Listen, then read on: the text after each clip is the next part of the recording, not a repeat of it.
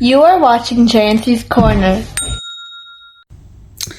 Hi guys, so autumn has come already. It's September and our weather is getting cold and nasty. It's quite rainy and windy, and as you can see, our apple at the backyard is all soaking wet, and I think it's time for me to harvest it.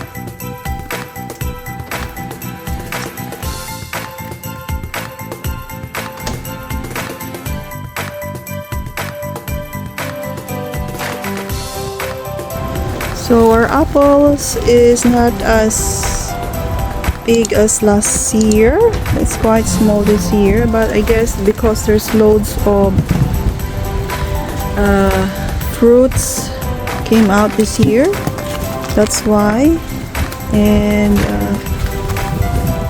some of them are getting rotten already.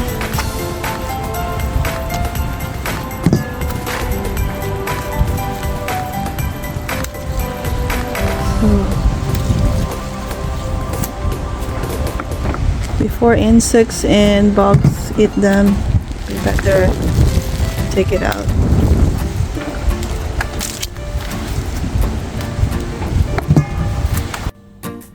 And here is the apples that I have harvested outside. So I got a bowl all in all. And today guys, I'm going to make this apple into an apple cider vinegar. And stay tuned until the end and find out how easy it is to make this vinegar. Of course, we need to wash the apple very well. Make sure to remove all the dirt and whatever impurities that's sticking into the skin.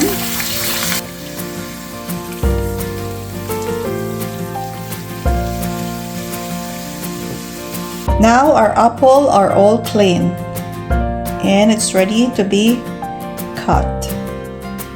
So I have a container here. I think it's I'm not sure how many liter. I think it looks like a liter or something. So this is where we're going to put all the apples. So we leave it on the side. As you see, some of the apples have defects, so sometimes the insects or the worms trying to eat them. So we're going to remove all this, leaving the clean part. Okay.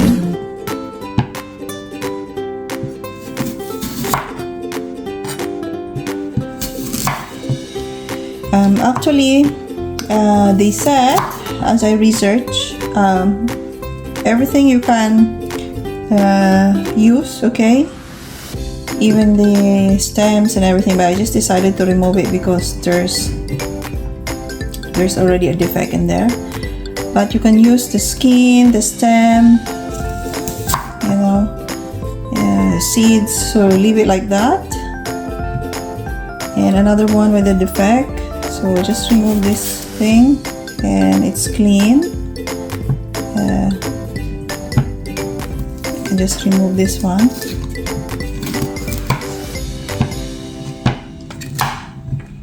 And you don't need to have a uniform cut, so you can cut it any way you want. There you go. So we're just gonna do this until all our apples can go inside in this jar, okay, in your container. So for apple like this with spots, you can just check under whether there's something in the it affects the inside of the fruit, but so far it's just like a spots only and it doesn't really affect it, so it's okay. Yeah, so just check and make sure they are okay. So far they are good, so I'll just leave it like that.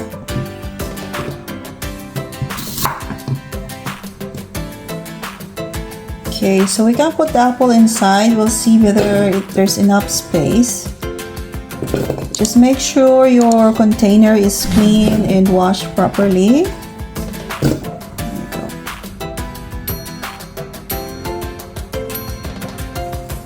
I think we have enough apple this time. Okay, so that's enough. There you go. And we got some apple left in there in the plates. So I will leave them. We can eat it, or if you have another container, you can also make another apple cider vinegar. Now guys, we're going to prepare the solution. So all you need is a water, a non-chlorinated water. So just take note of that, because chemicals can affect the fermentation, as they say. So make sure it's natural or still water and it's not chlorinated. And we're going to add 1 tablespoon. So for every 1 cup of water, we need to add 1 tablespoon of sugar. Ideally, the best sugar is the sugar cane, but they say you can use other sugar. I have here a granulated sugar, and I have researched that granulated sugar, it is maybe a sugar cane, or sometimes they use sugar beets. So anyway, they said that they contain the same substance or chemicals, so scientifically there's nothing much difference. So I couldn't find any sugar cane, so I just used this granulated sugar. So I'm just going to stir until it dissolves. Actually, you don't need to worry if it doesn't dissolve fully. I did this because I'm not sure how much I can put inside. Some other people will just go straight into the container, and then they just add the sugar in there. So mine, I'll just do it like this. I'll just make sure it's dissolved. So I will keep pouring the water and mixing the sugar until it reaches to the brim. So just in case you still have the granules in there, don't worry about it. Maybe just stir as you pour it so that it will go along with the water. Okay. So our container is almost full of water, so I'm just gonna add a little bit more. Okay. There you go. So just need to push it down. Push it down.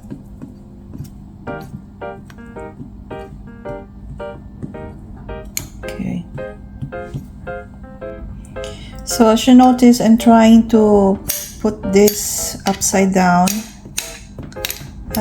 exposing the skin instead of the inside of the fruit.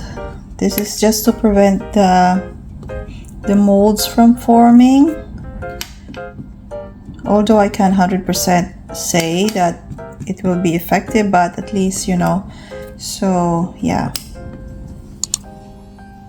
Okay, so the next step is I'm going to cover this with a breathable cloth. Okay, so I'm just gonna put that on the top, and then I will put the rubber band to secure the place. Okay, so the purpose of this is to prevent the insects from going inside, and at the same time, you know, fermentation, they need oxygen, so the oxygen can go in and out easily. And we need to wait for at least 4 to 6 weeks for this to happen, so that it will turn into a vinegar. But we have to keep an eye on this every day. We have to stir, open and stir every day, so that the one on the top will not get moldy. So tomorrow I'll show you again how I'm going to do that. And we're going to put this in an area with no direct sunlight. Okay, so let's go. So I have decided to put it here so that I can see it anytime and it's not directly exposed to sunlight. So I'll check it again tomorrow. One eternity later. So guys, this is the day 2 of our fermentation. So we're just gonna open this and then we are going to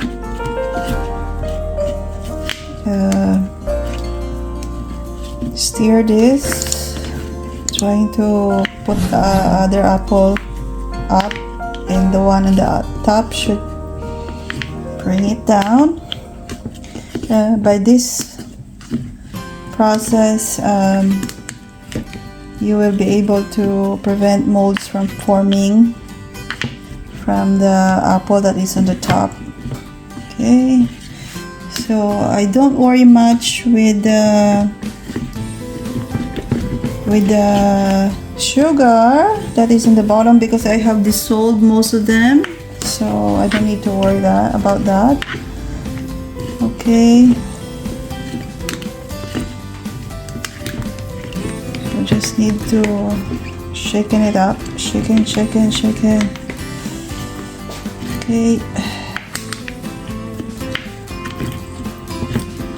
so you have to do this every day for 2 weeks. Okay, but by this process or method you'll be able to prevent the molds from forming.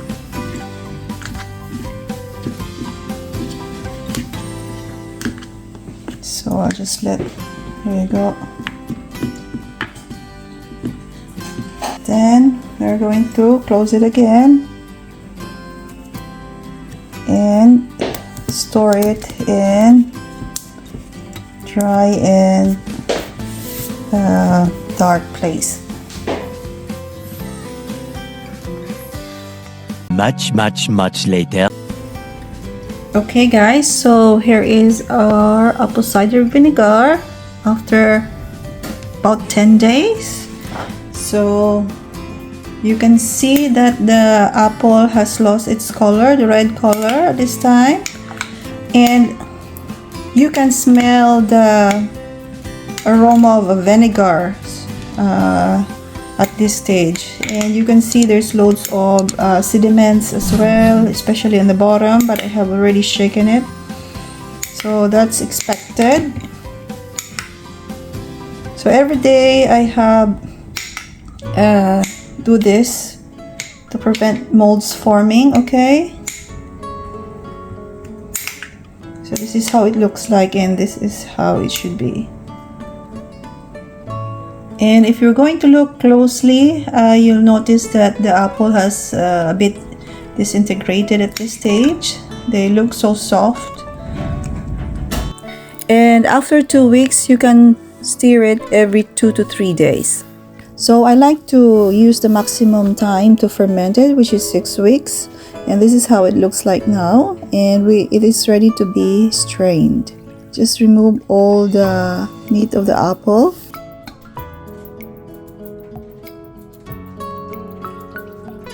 And now we got the juice or the liquid of the apple cider vinegar. But I noticed that the liquid looks a bit thicker and with lots of impurities, so I decided to use the coffee strainer to strain the thicker impurities.